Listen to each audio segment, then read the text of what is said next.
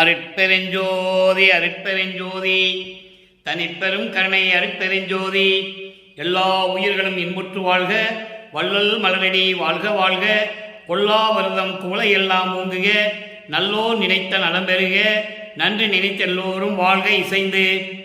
உலக மக்களே, அறிவார்ந்த அன்பர்களே, ஆண்மைநேய ஒருமைப்பாடுடைய அன்பர்களே, வல்லப்பமான நமக்கு அள்ளிய திருவிற்பாவில் 3ஆம் திருமுறையில் பதிகம் 15 ஜோதிடம் நாடல் என்ற பதிகத்தில் இருக்கின்ற பாடலுடைய விளக்கங்களை பார்த்து கொண்டிருக்கிறோம். ஜோதிட நாடல் மொத்தம் 10 பாடல்களை கொண்டது.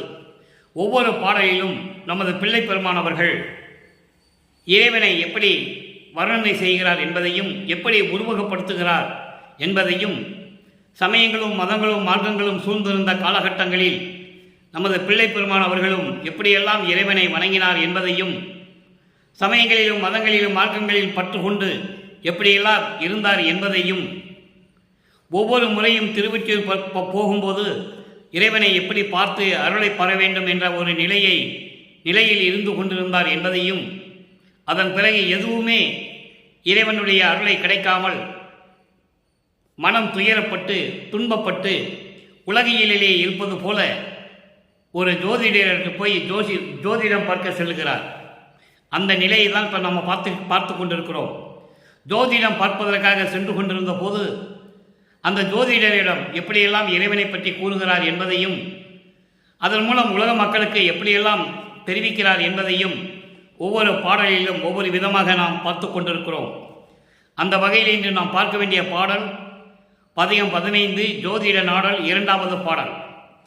இந்த 2வது பாடலுடைய விளக்கத்தை பார்ப்பதற்கு முன்னால் ஒரு சிறிய முன்னுரை. 3ஆம் திருமுறை பொறுத்தவரையில் வல்லற்பமானவர்கள் 3ஆம் வீட்டில் இருந்து கொண்டிருக்கிறார் என்பதையும், 3ஆம் எட்டும் என்பது 3 அருட்பெருஞ்சோதி ஆண்டவர் 51 ஆண்டுகள் திருவிளையாடல் செய்து கொண்டிருக்கிறார்கள்.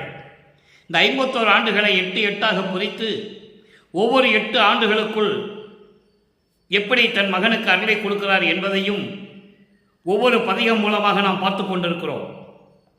இறுதியாக 3ஆம் திருமுறை இறுதி கட்டத்தில் நாம் இருந்து கொண்டிருக்கிறோம். வல்லப்பமானவர்கள் இந்த மண்ணுலைக்கு ஒரு தாயின் வழியாக வருவிக்க உற்று 8 ஆண்டுகள் வரையிலும் முதல் 8 ஆண்டுகள் வரையிலும் தான் யார் என்ற தெரியாத நிலையில் இருந்து கொண்டிருக்கிறார்கள். வல்லப்பமானுக்கு வயது இல்லை. அவர் இறைநிலையில் இருக்கின்றவர்.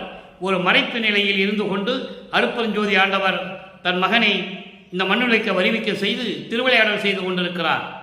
ஏனென்றால் சுத்த சன்மார்க்கத்தை உலக மக்களுக்கு தெரியப்படுத்த வேண்டும். சமயங்களும் மதங்களும் மார்க்கங்களும் உடைய காலகட்டங்கள் முடிந்துவிட்டன. பிரம்மன், திருமால், ருத்திரன், மகேஸ்வரன், சதாசிவம் போன்ற 5 தொழில்களை செய்த பதத்தலைவர்களுடைய ஆயுள் காலம் முடியும் காலம் நெருங்கிவிட்டது.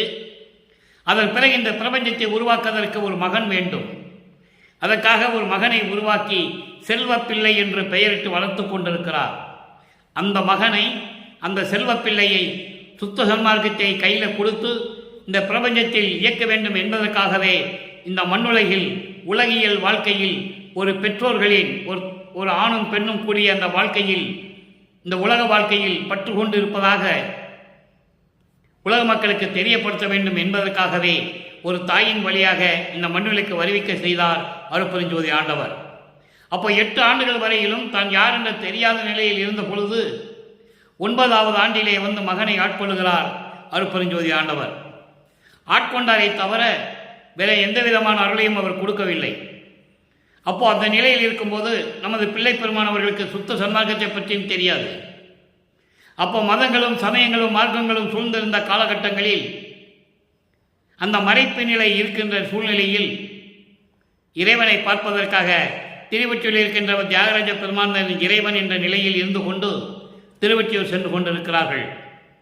அங்கே சென்ற பிறகு திருவழியிலே இவர் தெருவிலே நின்று கொண்டிருக்கும் போது இவரை பார்த்தவுடனே தியாகராஜ பெருமான் திருவழியாக ஓடுவதும், எந்த விதமான அருளை கொடுக்காமலும் பதில் பேச முடியாமலும் நின்று ஓடுவதும், நாரையையும் கிளிகளையும் தூது அனுப்பி எந்த விதமான பலன் இல்லை என்பதையும், அதன் பிறகு மனம் துன்பப்பட்டு வருத்தப்பட்டு ஒரு குறத்தி பெண்ணிடம் போய் குறி கேட்டதையும், இதனால் எந்த விதமான பலனும் இல்லை என்பதை ஒவ்வொரு பதியமாக வளர்ப்புமான் கூறியதை நாம் இதுவரையில் பார்த்து விட்டோம். இப்போ 3ஆம் திருமணியுடைய இறுதி கட்டத்தில் இருந்து கொண்டிருக்கிறோம்.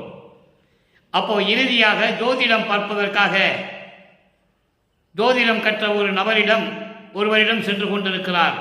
அதை உலக மக்களுக்கு தெரிவித்துக் கொண்டிருக்கிறார்கள் வல்லற்பமானவர்கள். நான் இந்த நிலையில் இருந்து கொண்டிருந்தேன் என்பதை உலக மக்களுக்கு தெரியப்படுத்த வேண்டும்.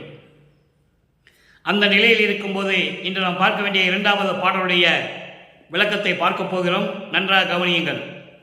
பெற்றி அறியா பிரம்மனுக்கும் பெரிய மாலுக்கும், பெற்றி அறியா பிரம்மனுக்கும் பெரிய மாலுக்கும் பெற அறியார் புற்றின் அறவார் கச்சை உடை புனிதர் என்னை புணருமிடம். நல்லா கவனிங்க. எப்படி போய் ஜோசியம் கேட்குறாரு? ஜோசியம் பார்க்குறவர்கிட்ட போய் எப்படி ஜோசியம் கேட்குறாரு? நல்லா கவனிக்கணும். நீங்கள் அவர் ஜோசியம் கேட்கணும்னு அவசியம் இல்லை. ஆனால் தன்னுடைய மன துயரத்தை உலக மக்களுக்கு தெரியப்படுத்த வேண்டும். அப்போ ஒரு ஜோசியர்கிட்ட போய் இப்படியெல்லாம் இருக்கிறது என்னுடைய நிலைகள், இது எப்படி நடக்கும் என்பதை கேட்பது போல உலக மக்களுக்கு தெரிவித்துக் கொண்டிருக்கிறார்கள் வல்லற்பமானவர்கள். அதை நீங்கள் நல்லா புரிஞ்சுக்கணும். ஏன்னா அந்த நிலையில் அப்போ இருந்து கொண்டிருந்தார். சமயங்களும் மதங்களும் மார்க்கங்களிலும் பற்றுக்கொண்டு சங்கற்ப விகற்பங்களில் ஈடுபட்டு கொண்டு திழியுள் பூசிக்கொண்டு உத்திராகச்சட்டை போட்டுக்கொண்டு எப்படியெல்லாம் இறைவனை வழிபட வேண்டும் என்று சமயங்களும் மதங்களும் மார்க்கங்களும் கூறியிருந்தன.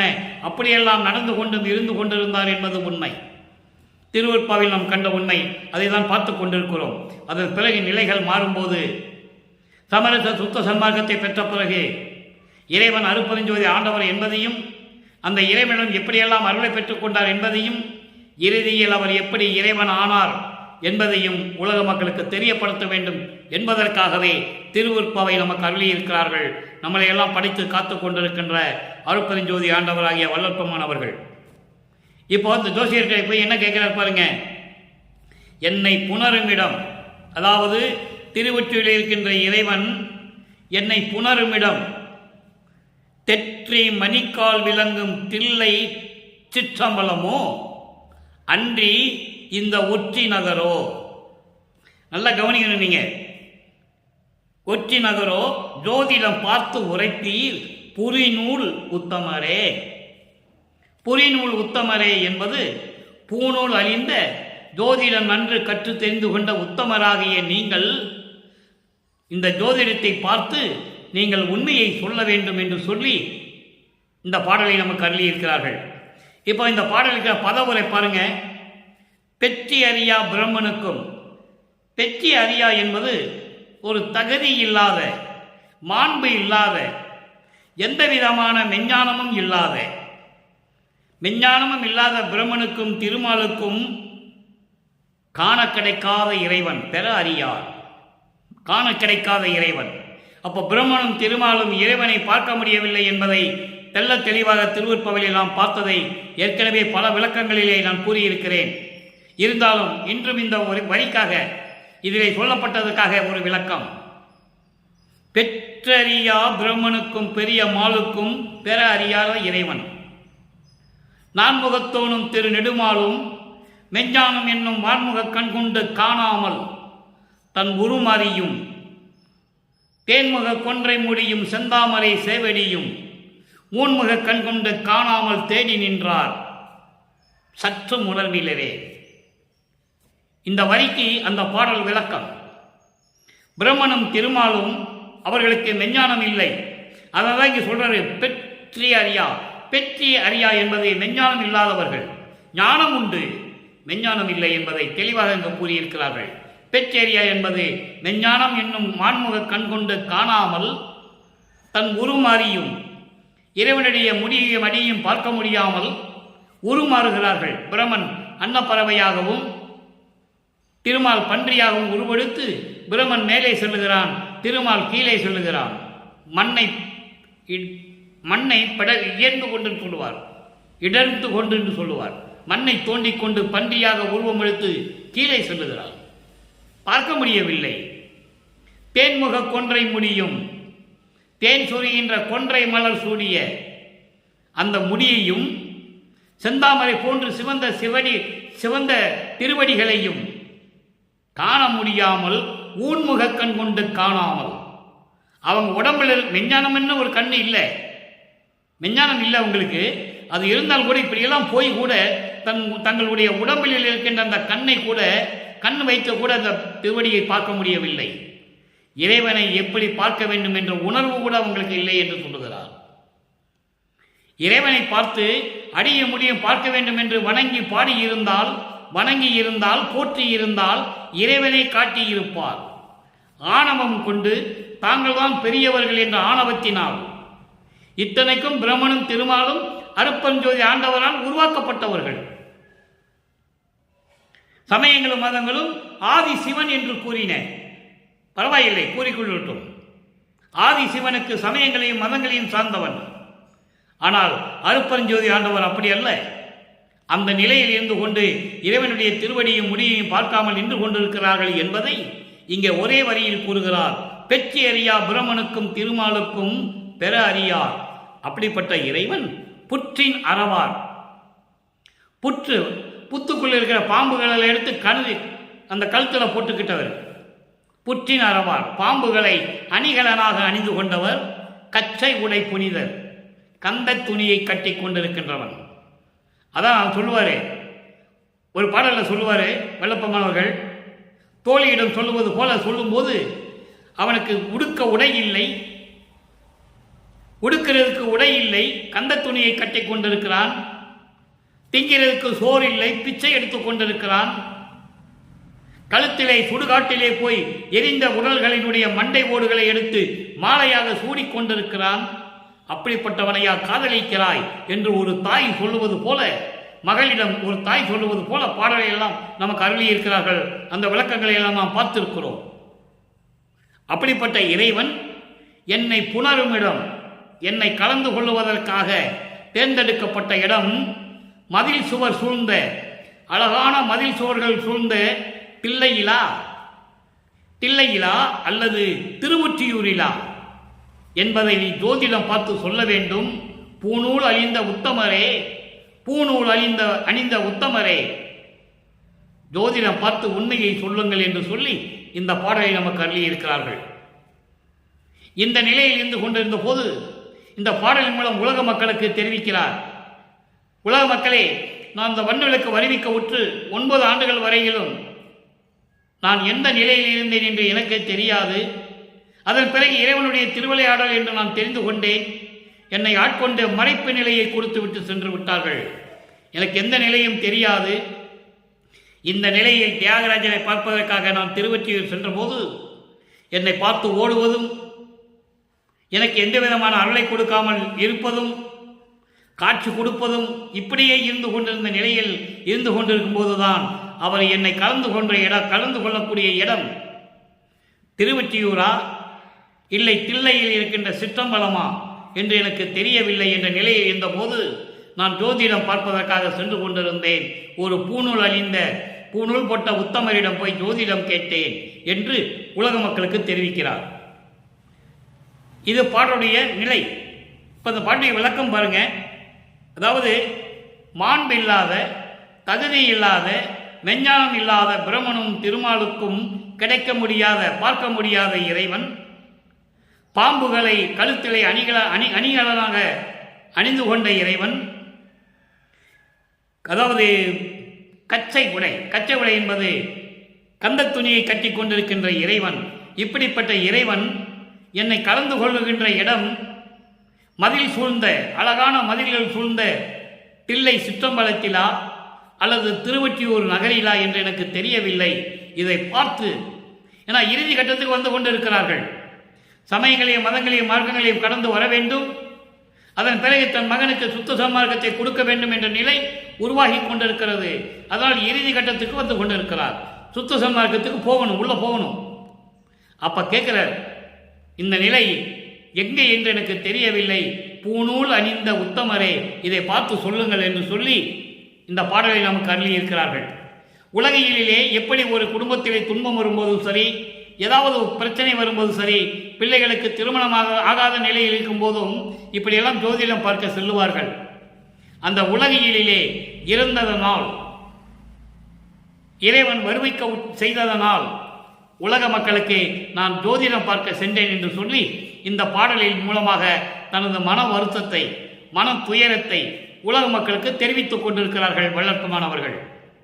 சரி, இப்போ எல்லா நிலைகளும் மாறிவிட்டது. ஆண்டுகள் உருண்டு ஓடுகின்றன. சமரச சுத்த சன்மார்க்கத்தை பெறுகிறார், தந்தையிடம் பெறுகிறார். எப்படி பெறுகிறார் என்பதற்கு ஏற்கனவே விளக்கங்களை நாம் கொடுத்து விட்டோம். அதெல்லாம் பேசணும்னா பாடலுடைய விளக்கம் பார்க்க முடியாது. சுத்த சன்மார்க்கத்தை பெற்றுக்கொண்டார். அதன் பிறகு என்ன நடக்கிறது என்பதை பார்ப்போம். 6ஆம் திருமுறை பதிகம் 20 பிள்ளை பெருவிண்ணப்பம். இறைவனுடைய செல்வப்பிள்ளை, இறைவனால் செல்வப்பிள்ளை என்று பெயரிட்டு வளர்க்கப்பட்ட நமது பிள்ளை பெருமான் அவர்கள் சுத்த சன்மார்க்கத்தை பெற்ற பிறகு தந்தையிடம் விண்ணப்பம் வைக்கிறார். ஏன்னா மறுபடியும் இந்த பிரச்சனைலாம் வந்துடக்கூடாது. மறுபடியும் இந்த சமயங்கள் மதங்கள் மார்க்கங்களில் போ மகனே, அங்கே இருந்துட்டு இன்னும் கொஞ்ச நாள் கழிச்சு வானலாம் சொல்லக்கூடாது. முடிவுக்கு வந்து விட்டது. அப்போ பிள்ளை பெருவிண்ணப்பம் வைக்கிறார். 92வது பாடல். இன்று நாம் பார்த்த ஜோதிட நாடல் 2வது பாடலுக்கு இங்கே ஒரு விளக்கம் இருக்கிறது. குற்றமோ குணமோ நான் அறியேன். நல்லா கவனிக்கணும். குற்றமோ குணமோ நான் அறியேன். சமயங்களில் நான் இருந்தது, சமயங்களிலும் மதங்களிலும் மார்க்கங்களில் நான் பற்றுக்கொண்டு இருந்தது நல்லதா கெட்டதா என்று எனக்கு தெரியாது. நீ இருக்க சொன்ன, நீ இருந்தேன். அதான் இங்கே சொல்றாரு, குற்றமோ குணமோ நான் அறியேன். நல்லது கெட்டதெல்லாம் எனக்கு அப்போ தெரியாது. அதன் பிறகு என் குறிப்பு எல்லாம் திருச்சிற்றம்பலத்தை உற்றது ஆதலினால் உலகியல் வழக்கில் உற்றன மற்ற எனதல்லவே. எவ்வளவு தெளிவாக சொல்றார் பாருங்க. இப்போ நம்ம ஏற்கனவே சொன்ன விளக்கத்தை இந்த பாடலில் சொல்றார். இந்த வரியில் நானா இருந்தது இல்லை, சமயங்களிலும் மதங்களிலும் மார்க்கங்களிலும் இருந்தது நல்லதா கெட்டதா என்று கூட எனக்கு தெரியாது. அந்த நிலையில் இருக்கும்போது என் எண்ணம் எல்லாம் திருச்சிற்றம்பலத்தில் இருந்ததனால், சுத்த சன்மார்க்கத்தை பெற்று திருச்சிற்றம்பலத்தில் இருந்ததனால், திருச்சிற்றம்பலம் என்பது சுத்த சன்மார்க்க நெறிகளிலே நான் இருந்ததனால் உலகியல் வழக்கில் வந்ததெல்லாம் என்னது கிடையாது. அதுக்கு எனக்கு சம்பந்தமே இல்லைன்னு சொல்றேன். உலகியல் வழக்கில் உற்றன மற்ற எனதல்லவே, எனக்கு அதுக்கு சம்பந்தமே இல்லை. உன் திருவிளையாடல் நடந்து கொண்டிருந்தது, நீ திருவிளையாடல் செய்தாய், என்னை இருக்க செய்தால் நான் இருந்தேன். அது நல்லது கெட்டது கூட எனக்கு தெரியாது. ஆனால் என் எண்ணமெல்லாம் திருச்சிற்றம்பலத்திலே இருந்ததனால், சத்திய ஞான சபையிலே இருந்ததனால், என் எண்ணமெல்லாம் அங்கேயே என்னுடைய நினைப்பெல்லாம் இருந்ததனால் உலகியல் வாழ்க்கையில் வந்தது சேர்ந்தது போனதெல்லாம் என்னது கிடையாது. அதுக்கு எனக்கு சம்பந்தமே கிடையாது. தெற்றன தெற்றன அருட்கே குற்றம் என்பது நான் செய்திடில் திருத்தல் அன்றி. அவ்வளவு அற்புதமாக சொல்றான்னு பார்க்கணும். திருத்தல் அன்றி மற்ற அயலார் போன்று இருப்பது தந்தை மரபுது நீ அறியாயோ. தந்தைக்கு அழகா இது. நான் அப்படியே இருந்தாலும் கூட, அதாவது அருள் நிலைக்கு நான் எந்த விதமான ஒரு தவறும் செய்திருந்தாலும் கூட, செய்திருந்தேன் என்றாலும் கூட, எப்படி வேணா நீங்க எடுத்துக்கலாம். அற்புதமான விளக்கம் அது. சமயங்களிலும் மதங்களிலும் மார்க்கங்களிலும் நான் இருக்கும்போது நல்லது கெட்டது எனக்கு தெரியாது. என் எண்ணம் எல்லாம் திருச்சிற்றம்பலத்தில் இருந்தது. ஆனால் உலகியல்ல இருக்கு என்னை வர வச்ச. அப்போ உலகியல் நடந்தாலும் என்னுடைய பொறுப்பு கிடையாது. அது எனக்கு அதுக்கு சம்பந்தமே கிடையாது. எல்லாம் உனக்கு உன்னை சார்ந்தது தான். அதையும் மீறி நான் சமயங்களிலும் மதங்களிலும் மார்க்கங்களில் இருந்தபோது குற்றங்கள் செய்திருந்தாலும் கூட, செய்திருந்தேன் என்றாலும் கூட, நீ என்ன பண்ணியிருக்கணும்? விரைந்து வந்து என்னை திருச்சிருக்கணும். மகனை நீ செய்தது தவறு என்று நீ சொல்லியிருக்கணும். நான் திருநீர் பூசினேன்ல, பூசினேன், அப்புறம் வேண்டான்னு சொன்னேன். இதெல்லாம் விளக்கம் இருக்குது நண்பர்களே. அடுத்த இந்த பதிகம் முடிந்த உடனே அந்த விளக்கம் தான் வரப்போறோம். திருநீர் பூசினேன், அப்புறம் வேண்டான்னு சொன்ன விட்டுட்டேன். இப்படி நான் செய்தது தவறாக இருந்தால் கூட நீ என்ன பண்ணியிருக்கணும்? திருத்தி இருக்கணும். என்ன மகனே, நீ செய்தது தவறுன்னு சொல்லியிருக்கணும். அதையும் சொல்லலை நீ. மற்றவங்க போல, மற்ற அயலார் போல், மற்றவர்கள் போல, ஒன்றும் தெரியாதவங்க போல நீ இருந்தா இது தந்தைக்கு அழகா? நான் உன் மகன் அல்லவா? இதெல்லாம் நீ செய்யலாமா? நீ அறியாயோ? இது உனக்கு தெரியாதா? நீ தெரிஞ்சுதானே நடந்தது எல்லாமே. பிற தெரியாத மாதிரி இருக்கிற எப்படி? எவ்வளோ அற்புதமாக கேட்கிறார் பாருங்க தந்தைகிட்ட. இதெல்லாம் மக்களிடம் யார் சொன்னது? சொல்லவே இல்லையே. வல்லப்பமானை பற்றி பொதுவாக தான் பேசினார்கள், பொதுப்படையாக பேசினார்கள். மதுரையிலே பிறந்தார், வந்தார், போனார், சென்னையில் இருந்தார், அப்புறம் கருமொழிக்கு போனார், சாலையை கட்டினார், சபையை கட்டினார், சித்தி விழாவுக்கு போனார், ரூமுக்குள்ளே போனார், மறைஞ்சார், எங்கேயோ போயிட்டார். இப்படி தான் பேசினாங்க. எவ்வளவு தந்தைக்கும் மகனுக்கும் உரையாடல் நடந்தது, எவ்வளவு பிரச்சனைகள் நடந்து கொண்டிருந்தது. அதெல்லாம் திருவருட்பாவில் சொல்றாரு வழக்கமானவர்கள். அதை எடுத்து காட்ட வேண்டும் என்பதற்காகத்தான், உலக மக்களுக்கு தெரியப்படுத்த வேண்டும் என்பதற்காக தான் இந்த பாடலை நமக்கு அருளியிருக்கிறார்கள். அந்த விளக்கத்தை நான் உங்களிடம் கூறிக்கொண்டிருக்கிறேன். நான் தப்பு செய்திருந்தால் கூட நீ என்னை திருத்தணும் இல்லையா? மகனை நீ செய்த தவறுன்னு நீ சொல்லணும் இல்லையா? நீ தானே இருக்க சொன்ன, நீ தானே திருநூரை பூச சொன்ன, அப்புறம் நீ தானே வேண்டான்னு சொன்ன. நான் திருநூறு உங்ககிட்ட கேட்டேன், வேண்டாம் மகனே உனக்கு இதெல்லாம் தேவையில்லைன்னு சொன்ன, விட்டுட்டேன். உலக மக்கள்கிட்ட சொல்ல சொன்ன, அதையும் சொல்லிட்டேன். சுத்த சன்மார்க்கத்துக்கு இதெல்லாம் தேவையில்லைன்னு நானும் சொல்லிட்டேன். இதெல்லாம் தந்தைக்கு அழகா அப்படின்னு சொல்றாரு. சரி, இப்ப விண்ணப்பம் வச்சாச்சு. அடுத்து பாருங்க, மாயையின் விளக்கம். அற்புதமான பாடல். உங்களுக்கெல்லாம் ரொம்ப தெளிவாக இது சொல்லணும். வல்லப்பனுடைய நிலையை தெளிவாக சொல்லணும். மாயையின் விளக்கம் 27 பதிகம் 2வது பாடல். எப்படி சொல்றார் பாருங்க. தளர்ந்திடேல் மகனே என்று என்னை எடுத்து. இந்த வரிக்கு விளக்கம் பாருங்க. தளர்ந்திடேல் மகனே என்று என்னை எடுத்து. நான் இந்த மண்ணுலக்கு வருவிக்க செய்ததற்கு முன்னாலேயே உன்னிடம் நான் மகனாக இருந்தவன். நீ மண்ணுலக்கு போக சொன்ன பாடல் இருக்கு, யாரும் மறுக்க முடியாது. திருவருட்பாவில் இருக்கு. நீ நான் முடியாதுன்னு சொன்ன. அப்ப நீ என்ன சொன்ன? கவலைப்படாத மகனே, நான் உன்னை பார்த்துக்கிறேன், நீ போய் தான் மண்ணு உலகத்துக்கு போய் தான் ஆகணும் நீ சொன்ன இல்ல. சொல்றார் பாருங்க. நீ சொன்ன என்னை எடுத்து, அதாவது என்னை அணைத்து, நான் முடியாதுன்னு சொல்லும்போது என்னை சமாதானப்படுத்தி என்னை அணைத்து கொண்டு, மகனே நீ போய்தாகன் என்று சொல்லி ஒரு தாயில் கையில் கொடுத்தனை, ஒரு தாயில் கையில் கொடுத்தனை, ஒரு தாயின் வழியாக என்னை வருவிக்க செய்தாய். 10 மாதம் கருவறையில் இருக்கும்போது நான் எப்படி துன்பப்பட்டேன் தெரியுமா என்று கேட்பார். பின்னால விளக்கம் இருக்கு பாருங்க. அப்போ இந்த நிலையில் இருக்கும்போது கொடுத்தனை. ஆனா அவளோ என்ன செஞ்சா தெரியுமா? உலகியலிலேயே இருப்பது போல நான் யாருன்னு அவருக்கு தெரியாது. சொல்றாரு, நான் யாருன்னு அவருக்கு தெரியாது. உலகியலிலே இருந்தது போல நான் ஒரு சாதாரண குழந்தை என்று நினைத்து அவனா வளர்ந்து கொள்வான் என்று சொல்லி வளர்த்திடா வகையை நினைத்தனல் போன்று மாயமே புரிந்திருக்கின்றார். பெற்றுவிட்டோம் வளர்ந்து விடுவான் என்று சொல்லி மாயமே புரிந்திருக்கிறாள். உன்னிடம் இருந்த என்னை கொஞ்சி குழாவி என்னை சம்மதிக்க வைத்து உலகிலே ஒரு தாய் கையில கொடுத்துட்டேன். நல்லா கவனிக்கணும், தாய் கையில கொடுத்துட்டேன். உலகிலே மாயைகள் தானே நிறைந்திருக்கிறது. அப்ப அந்த தாயை என்ன செஞ்சா? வளர்ந்துருவான் என்று சொல்லி மாயையே புரிந்திருக்கின்றாள். அடுத்து சொல்றாரு பாருங்க. கிளர்ந்திட என்னைத்தான் பெற்ற நற்றாயும் கேட்பதற்கு அடைந்திடல். என் மகன் நன்றாக வளர வேண்டுமே, நன்றாக வளர்த்தாயா என்று கேட்பதற்கு கூட என்னுடைய தாய் சிவகாமி வள்ளி வரவில்லை, கேட்பதற்கு வரவில்லை. அதோடு மட்டுமல்ல, ஐயோ ஐயோ கருணை உள்ளம் கொண்ட என் தந்தையே, நீயும் வந்தாயா? நீயும் உற்றிலை, நீயும் உற்றிலை. பெற்றவருக்கு இது அழகா? கேட்கிறாரே. உலக மக்கள்கிட்ட யார் சொன்னது இதெல்லாம்? யாருமே சொல்லவில்லை. எப்படி நடக்குது பாருங்க. திருவிளையாடல் எப்படி நடக்குது அப்பனும் மகனுக்குன்றதை நீங்க புரிஞ்சுக்கணும். நானே விண்ணுலகத்தில் இருக்கும்போது உங்ககிட்ட செல்வ பிள்ளையார் மறந்துக்கிட்டு தானே இருந்தேன். நான் மண்ணுலகத்துக்கு போக மாட்டேன்னு சொன்னேன்ல. அப்ப நீ என்ன சொன்ன? நீ போ, நான் பார்த்துக்கிறேன்னு சொல்லி என்னை சம்மதிச்சு வச்சே இல்லை. மண்ணுலகத்துக்கு போய் ஒரு தாய்கிட்ட கொடுத்தே இல்லை. என்னை எப்படி வளர்த்தாங்க நீ நினைச்சிட்டு இருக்க?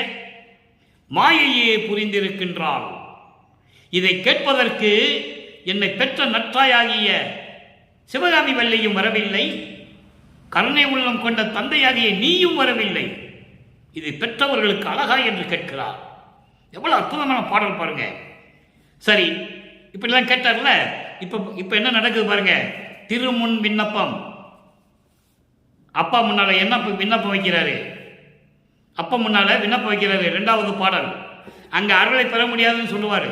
3ஆம் திருமுறை முழுசாதான். 1ஆம் திருமுறையிலிருந்து 3ஆம் திருமுறை வரைக்கும் எந்த விதமான அருளை அவர் பெற முடியாது. 4வது 8க்கு வரும்போது 4 8 32 25வது ஆண்டிலிருந்து வருவிக்கவுற்று 25வது ஆண்டிலிருந்து, நல்லா கவனிக்கணும், வல்லப்பெருமானுக்கு வயது கிடையாது. வருவிக்கவுற்று 25வது ஆண்டிலிருந்து 4ஆம் திருமுறை உருவாகிறது. அங்கேருந்து ஏம சித்தியை வாங்குறாரு முதல்ல. அதுக்கெல்லாம் விளக்கங்கள் நிறைய கொடுத்துருக்கேன், யூடியூப்பில் பேசியிருக்கேன், நீங்களாம் பார்த்துக்கலாம். இருந்தாலும் அந்த பாடல் ஒரு பாடல் வரும்போது அப்போ நான் விளக்கம் தரேன். அப்போ இந்த நிலையில் இருக்கும்போது திருமுன் விண்ணப்பம் வைக்கிறார். 2வது பாடல் 6ஆம் திருமுறை. எங்கே? அங்கே திருவொற்றியூரில் இருக்கின்ற இறைவன் சொல்லுவார், இறைவனை என்னை கலந்து கொள்வதற்கு நான் தில்லைக்கு போகணுமா இல்லை திருவொற்றியூரில் இருக்கணுமா, எங்கே வந்து என்னை கலந்து கொள்வார் என்று எனக்கு தெரியவில்லைன்னு சொல்லி ஜோசியம் பார்க்குறாரு. ஜோசியம் பார்க்குறவற்றபடி கேட்குறாரு. பூநூல் அணிந்த புரிநூல் அணிந்த உத்தமரே நீ பார்த்து சொல்லுன்னு சொல்லுவார். இங்கே எப்படி சொல்கிறார் பாருங்க.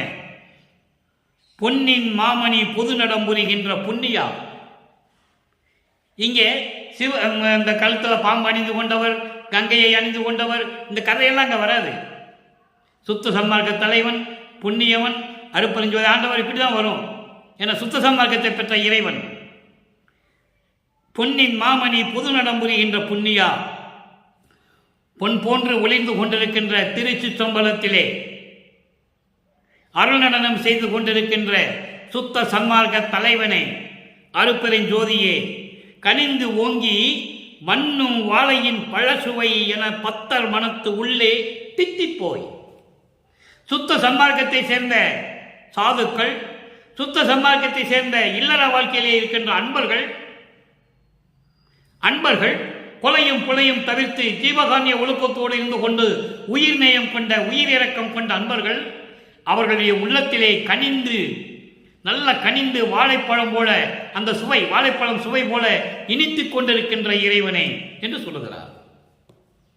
அப்படிப்பட்ட இறைவனே, அருட்பெருஞ்சோதியே, சின்ன நாயினேன், தன்னை நாய் போன்றவன், சின்ன நாய் போன்றவன், குட்டி நாய் போன்றவன் என்று சொல்லுகிறார். அப்படின்னு என்ன அர்த்தம்? உன்னுடைய மகன் என்று அர்த்தம்.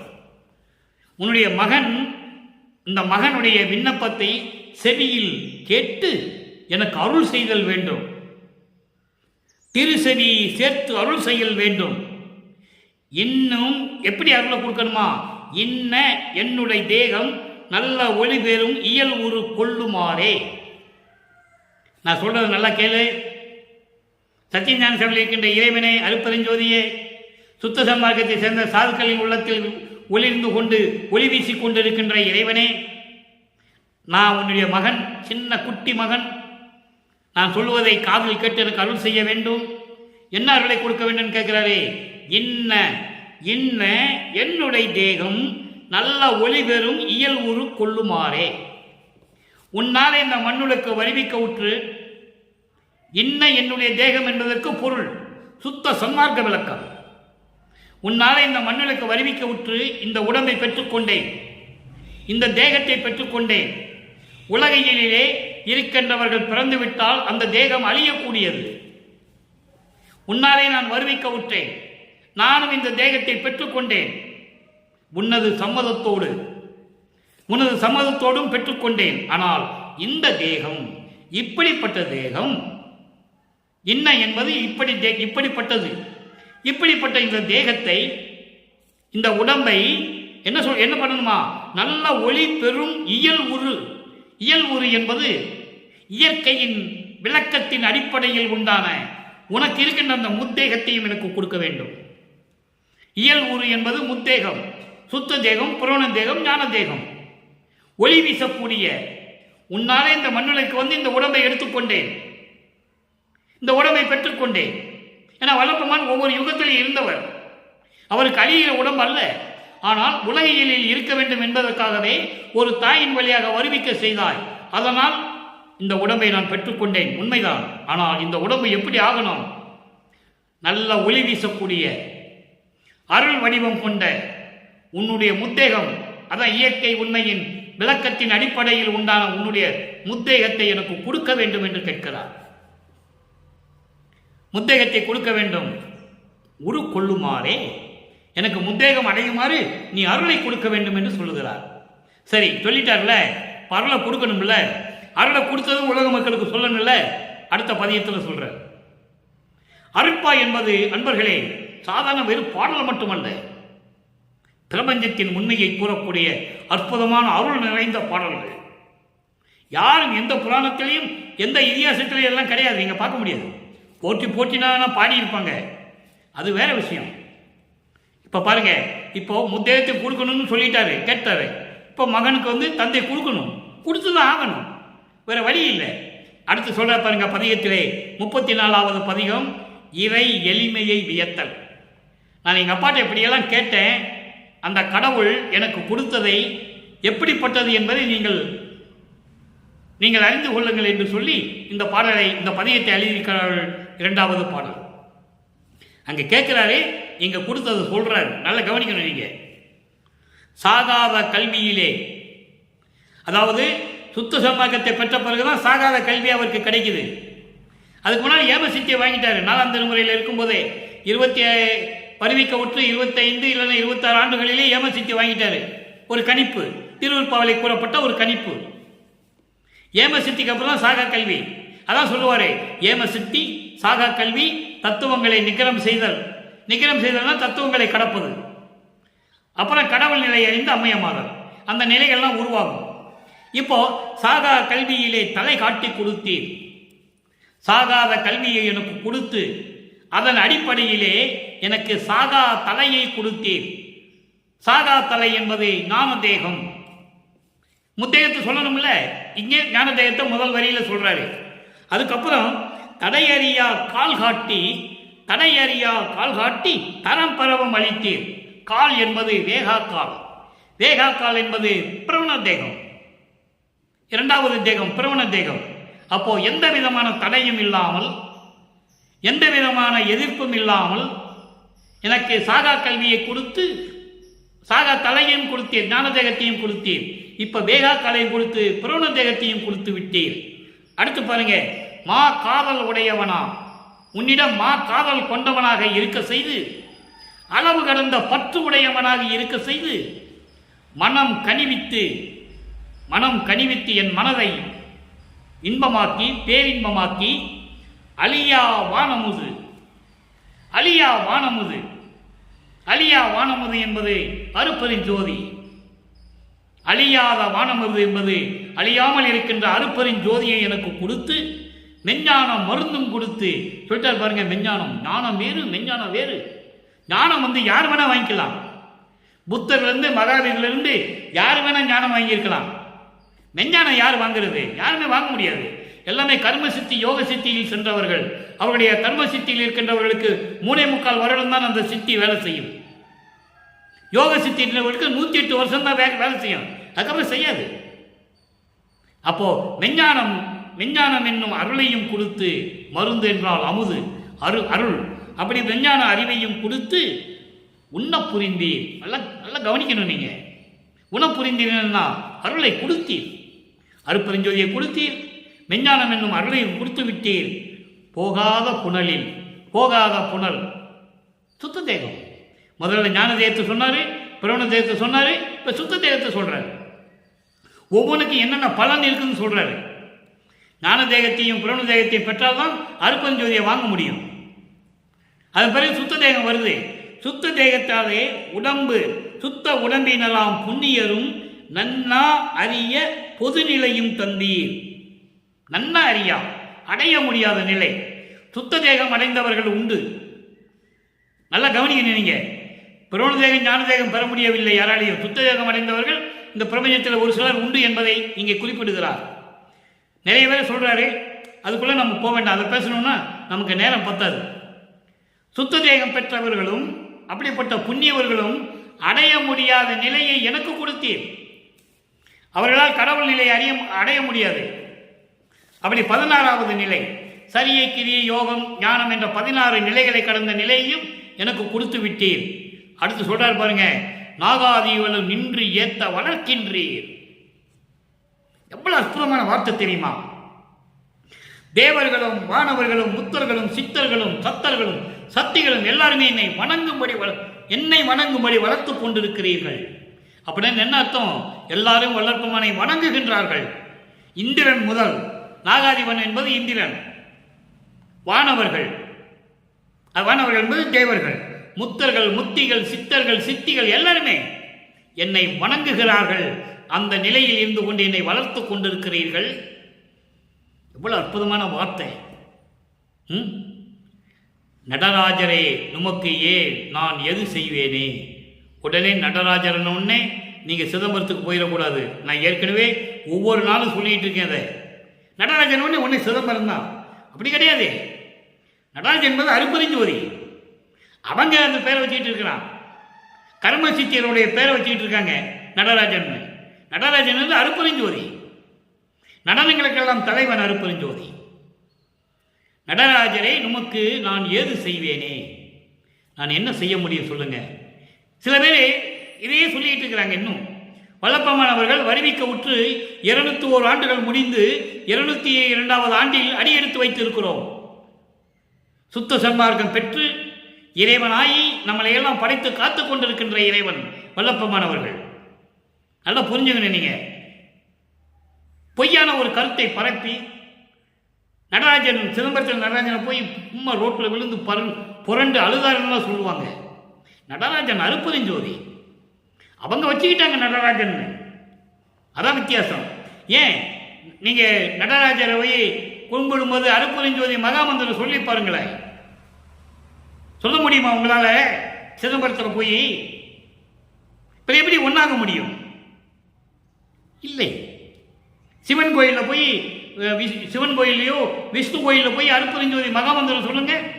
அருப்பெருஞ்சோதி அருப்பெருஞ்சோதி தனிப்பெருங்கை அருப்பெருஞ்சோதி சொல்லி பாருங்களேன் பார்ப்போம். எப்படி எல்லாம் ஒன்னான்னு சொல்றீங்க நீங்க. ஆனால் இதே சத்தியஞான சபையிலும் சித்தி விநாயகத்தில் வந்து சிவசிவான்னு சொல்லுவாங்க, நமச்சிவாயன் சொல்லுவாங்க, எல்லாம் சொல்லுவாங்க. நம்ம பார்த்துட்டு தான் இருக்கோம். சொல்லிட்டு போட்டுமே. ஆனால் மற்ற இடத்துல எங்கே அருப்பெருஞ்சோதி சொல்ல முடியாது.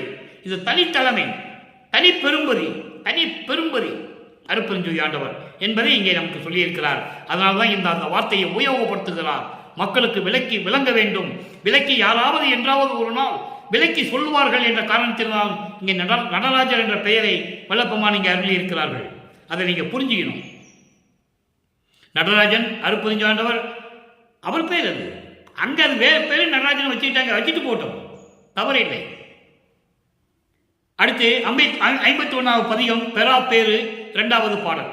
இப்போ முத்தேயத்தை கேட்டாரு, எப்படி வாங்கினாருன்னு சொல்லியாச்சு. இப்போ பெறா பேரு 2வது பாடல். நல்லா கவனிங்க. அற்புதமான ஒரு பாடல். இன்று நாம் பார்த்த ஜோதிட நாடல் 2வது பாடலுக்கு இங்கே இறுதியான விளக்கம், சுத்த சன்மார்க்க விளக்கம். அங்கே எங்கே என்னை அணைச்சிக்குவார், எங்கே நான் கலந்து கொள்வேன்னு தெரியாதுன்னு சொல்லுவார். இங்கே எங்கே கலந்து கொண்டார் அந்த 2 இடமும் கிடையாது. நல்லா கவனிக்கணும். அங்கே எப்படி போய் ஜோசியம் பார்க்குறாரு? இறைவன் என்னை கலந்து கொண்டால் அது தில்லை திருச்சிற்றம்பலமா இல்லை ஒற்றி நகரா திருவொற்றி நகரா கொஞ்சம் பார்த்து சொல்லு அப்படின்னு போய் ஜோசியம் கேட்பார். இந்த 2 இடமும் கிடையாது என்பதை இங்கே சொல்றார். நல்லா புரிஞ்சுக்கணும் நீங்க. அப்போ அவர் அந்த நிலையில இருந்து கொண்டிருந்தார். அப்போ அவருக்கு சுத்த சன்மார்க்கம் தெரியாது. தந்தை கொடுக்கல, அருப்பெருஞ்சோதி கொடுக்கல. இப்ப எங்க கலந்துக்கிட்டாருன்னு சொல்றாரு. நல்லா கவனிக்கணும். அந்த 2 இடமும் கிடையாது. ஆறாலும் அறிந்து கொள்வதற்கரிய பெரும்பொருளே. வரி வரியாக சொல்லுகிறேன். ஆறாலும் அறிந்து கொள்வதற்கரிய பெரும்பொருளே. யாராலும் என்பது விண்ணுலகத்திலும் மண்ணுலகத்திலும் யாராக இருந்தாலும் சரி, தேவர்கள் முனிவர்கள் ரிஷிகள் யாராக இருந்தாலும் அறிந்து கொள்வதற்கு அரிய நிலையில் இருக்கின்ற அருப்பெருஞ்சோதி ஆண்டவரே பெரும் பொருள் என்று சொல்லுகிறார். பெரும் பொருள் என்பது அருப்பெருஞ்சோதி ஆண்டவர். அம்மே, என் அம்மா, என் அப்பா, என் ஐயா, என் அரசே. எப்படி சொல்ற பாருங்க. காராலும் கனலாலும் காற்றாலும். கார் என்பது மேகங்கள், இடிவுடன் சூழ்ந்த மேகங்கள். மேகங்களாலும் நெருப்பாலும். கனல் என்பது நெருப்பு. காற்றாலும் ககன கலையிலும். ககன கலை என்பது வானியலில் சம்பந்தப்பட்டது. வானிலைகளால், வானிலையின் செயல்களாலும் கதிராலும் ஒளிக்கதிர்களாலும் கடலாலும் கடல் சூழ்ந்த உலகத்தாலும் இந்த மண்ணுலகத்தாலும் கடல் சூழ்ந்த உலகம் மண்ணுலகத்தாலும் படையாலும். படை என்பது ஆயுதங்களாலும் பிறவாலும் என்பது மற்ற வேறு எதனாக இருந்தாலும் சரி, இவைகள் தவிர வேறு எந்த நிலைகளிலும் சரி தடுக்கப்படுதல் இல்லாத தடுக்க முடியாத, அழிக்க முடியாத, நல்ல கவனிக்கணும், தடுக்க முடியாத, அழிக்க முடியாத, வந்து அடைய முடியாத தனி வடிவம் எனக்கு அளித்த பதியே இங்கே உறுதி செய்கிறார் உலக மக்களிடம். அதாவது மேகங்களாலும் இடியாலும் மின்னலாலும் வானிலையில் ஏற்படுகின்ற மாற்றங்களினாலும் ஆயுதங்களாலும் கடல் சூழ்ந்த இந்த மண்ணுலகத்தாலும் எதனாலும் அழிக்க முடியாத, தடுக்க முடியாத தனி வடிவம் எனக்கு அளித்த பதியே. தனி வடிவம், அருள் வடிவம், முத்தேகத்தை கொண்ட அருள் வடிவம், தனி வடிவம், கடவுள் நிலையில் இருக்கின்ற உன்னுடைய வடிவம் எனக்கு அளித்த பதியே, எனக்கு கொடுத்த அருப்பெரும் ஜோதியே, சீராலும் குணத்தாலும் சிறந்தவர் சேரும் ஞான சித்திபுரத்து அமுதே, என் நித்திரை தீர்ந்ததுவே. எங்கே கலந்து கொண்ட சொல்றாரு? நித்திரை என்பது உறக்கம், அது உலகியல் நூல் விளக்கம், உண்மைதான். ஆனால் இங்கே என் நித்திரை தீர்ந்ததுவே என்பது எனது துன்பங்கள், துயரங்கள். இறைவனுக்கு ஏது தூக்கம், இறைவனுக்கு ஏது துன்பம், துயரங்கள், அதெல்லாம் முடிஞ்சிச்சு. சித்திபுரத்தில் இருக்கின்ற ஞான சித்திபுரத்து அமுதே, வடலூரில் இருக்கின்ற சித்திபுரத்தில் இருக்கின்ற, வடலூரில் இருக்கின்ற ஞான சபையில் இருக்கின்ற இறைவனே, என் நித்திரை தீர்ந்ததுவே. நான் உன்னோடு இரண்டரை கலந்து கொண்டதனால் எல்லாமே தீர்ந்து விட்டது. நித்திரை என்பது ஒட்டுமொத்தமாக சொல்றாரு. தூக்கம் அதாவது உறக்கம், பசி, துன்பம், துயரம், இடர்கள், பயம், அச்சம் எல்லாத்தையும் சொல்றாரு, சேர்த்து சொல்றாரு. நீ என்னோடு இரண்டரை கலந்து கொண்டதனால் என்னால் உன்னுடைய வடிவத்தை எனக்கு கொடுத்து விட்டாய். அதான் சொல்றாரு, தனி வடிவம் எனக்கு அளித்த பதியே, உன்னுடைய வடிவத்தை, உன்னுடைய தேகத்தை, உன்னுடைய அருப்பெருஞ்சோதியை, அந்த ஜோதி வடிவம், அந்த ஜோதி சொருவருவத்தை எனக்கு கொடுத்து விட்டாய். இதனால் இது எல்லாமே தான் தீர்ந்து விட்டேன், நீ என்னோடு இரண்டரை கலந்து கொண்டாய் என்று சொல்லுகிறார். ஆக தில்லையில சேரல, திருவொற்றியூரில் சேரல. ஏனென்றால் அதற்கு அந்த இடங்கள் தகுதியான இடம் இல்லை என்பதை இங்கே வல்லப்பமானவர்கள் கூறியதை நான் பதிவு செய்ய கடமைப்பட்டிருக்கிறேன். நல்லா புரிஞ்சுக்கணும் நீங்க. அப்போ இந்த நிலையில் எல்லாமே நடந்து விட்டது. சீராலும் குணத்தாலும் சிறந்தவர்கள் வருகின்ற, சீர் என்பது என்ன? சிறப்போடும் புகழோடும். குணம் என்றால் என்ன? சுத்த சன்மார்க்கத்தை சேர்ந்த ஜீவகாரணிய குணத்தோடு இருக்கின்ற அன்பர்களெல்லாம் வந்து சேரக்கூடிய, குலையும் குலையும் தவிர்த்து, உருவ வழிபாட்டை தவிர்த்து, சமயங்களிலும் மதங்களிலும் மார்க்கங்களில் இருக்கின்ற நெறிகளை முற்றுமாக தவிர்த்து, எல்லாவற்றையும் திருநீர் பூசுவது, காது கடுக்காம் போடுவது, மொட்டை போடுவது, இந்த மாதிரி எல்லாம் சங்கற்ப விகற்பங்களை எல்லாம் நீக்கியவர்கள் வந்து சேருகின்ற சத்திய ஞான சபை இருக்கின்ற வடலூரிலே இருக்கின்ற இறைவனே, உன்னுடைய தனி வடிவத்தை நான் பெற்றுக்கொண்டேன், நீ கொடுத்து விட்டாய், எனக்கு நித்திரை தீர்ந்ததுவே. நான் இறைவன் ஆயிட்டேன்னு சொல்றேன். நல்லா புரிஞ்சுக்கணும். இறைவனுக்கு உறக்கம் இல்லை, பசி இல்லை, துன்பங்கள் இல்லை, துயரங்கள் இல்லை. அரிதுயில், அரிதுயில் என்பது துரியாதீதத்தில் இருக்கின்றவர், அவன்தான் இறைவன். அப்படிப்பட்ட நிலையை எனக்கு கொடுத்து விட்டாய் என்று சொல்லி இந்த பாடலை நமக்கு அருளியிருக்கிறார்கள். இறுதியாக ஒரே ஒரு விளக்கம். 64வது பதிகம் திருவுந்தியார். 3 வரிதான். 3 வரி விளக்கம் சொல்லணும்னா 3 மாதம் சொல்லணும். நமக்கு நேரம் பற்றவில்லை, சுருக்கமாக சொல்லுகிறேன். பொழுது விடிந்தது, பொற்பதம் வாய்த்தன. பொழுது விடிந்தது. பொழுது விடிந்ததுன்னா இருட்டா இருந்தது, உதய சூரியன் வந்தான், விடிஞ்சு போச்சு, அது கிடையாது. அது உலகியல் நூல் விளக்கங்கள். பொழுது விடிந்தது, இருள் நீங்கியது. என்ன இருள்? சமயங்களும் மதங்களும் மார்க்கங்களும் ஒளிந்து விட்டன. பாடலிலே சொல்வார், நிறைய பாடல்கள் இருக்கு. சமயங்களும் மதங்களும் மார்க்கங்களும் ஒளிந்து விட்டது, அதான் பொழுது விடிந்தது. சுத்த சன்மார்க்கம் கிடைத்து விட்டது, அது ஒளிந்து விட்டது. சுத்த சன்மார்க்கம் கிடைத்து விட்டது, அதான் பொழுது விடிந்தது. பொற்பதம் வாய்த்தன, இறைவனுடைய அருளுடைய திருவடிகள் எனக்கு கிடைத்து விட்டது. இறைவனுடைய தனி வடிவம் எனக்கு கிடைத்து விட்டது. எப்படி எந்த விளக்கமானாலும் நீங்க எடுத்துக்கலாம், எல்லாம் பொருத்தமா இருக்கும். அப்படி எல்லாம் கிடைத்து விட்டது. தொழுது மகிழ்ந்தேன், என் அப்பனை வணங்கி மகிழ்ந்தேன், போற்றி மகிழ்ந்தேன், அவன் புகழை பாடி மகிழ்ந்தேன். எப்படி வேணா நீங்க சொல்லலாம், எல்லாமே அற்புதமா இருக்கும் என்று உந்திப்பற. உந்திப்பற என்பது காற்றிலே இருக்கின்ற ஒரு உந்துர சக்தி. நீ போய் பிரபஞ்சத்தில் சொல்லுன்ற. நான் மக்களிடம் சொல்லி பார்த்தேன், யாரும் கேட்குற மாதிரி தெரியல. இன்னும் அறியாமையில் இருந்து கொண்டிருக்கிறார்கள். நீ பிரபஞ்சத்தில் போய் சொல்லுன்னு சொல்லி உந்தி பர என்பது சொல்லுன்னு அர்த்தம். உந்தி நீ போய் சொல்லு. அதை உருவகப்படுத்துகிறார். அந்த சக்தியை உந்தி என்று உருவகப்படுத்துகிறார். அடுத்து பாருங்க, தூயவன் ஆனேன் என்று உந்தி பர. நான் புண்ணியவனாகிவிட்டேன், சுத்த தேகத்தை பெற்றுக்கொண்டேன் இறைவனிடம், தூயவனாகிவிட்டேன். ஏனென்றால் சமயங்களிலும் மதங்களிலும் மார்க்கங்களில் இருந்த போது நான் எப்படி இருந்தேன் என்று உலக மக்களுக்கு நான் தெரிவித்திருந்தேன். ஆனால் அதே உலக மக்களிடம் இப்பொழுது நான் சொல்லிக் கொண்டிருக்கிறேன், தூயவனாகிவிட்டேன், இறைவனாகிவிட்டேன் என்று சொல்லி நீ பிரபஞ்சத்தில் போய் சொல்லு என்று சொல்லி இந்த பாடலை நமக்கு அருளியிருக்கிறார்கள். எனவே அன்பர்களே, ஜோதிடம் நாடல்ல, ஜோதிடம் கேட்கிறவர்கிட்ட போய் என்ன கேட்டாரு? ஒன்றும் கேட்கல. இப்படிப்பட்ட இறைவன் நான் என்னை வந்து சேர்ற இடம் சிதம்பரமா திருவொற்றியூரா, நீ பார்த்து சொல்லு அப்படின்னு கேட்குற. இப்போ 2 இடமும் இல்லை. நல்லா புரிஞ்சுக்கணும். நீங்க 2 இடமும் இப்போ கிடையாது. அப்போ சக்தி வாய்ந்த இடம் சத்தியஞான சபை, வடலூரில் இருக்கின்ற சத்தியஞான சபையில் தான் இறைவன் இருக்கிறான். அங்கதான் எல்லாமே நடந்தது என்பதை தெளிவாக உலக மக்களுக்கு தெரிவித்து விட்டார்கள் நமது இறைவன் வல்லப்பமானவர்கள்.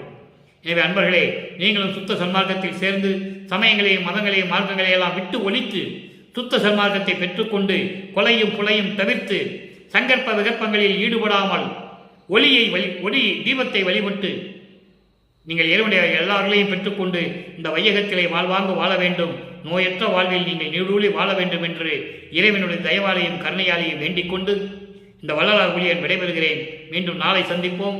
நன்றி, வணக்கம். அருட்பெருஞ்சோதி அருட்பெருஞ்சோதி, தனிப்பெரும் கருணை அருட்பெருஞ்சோதி.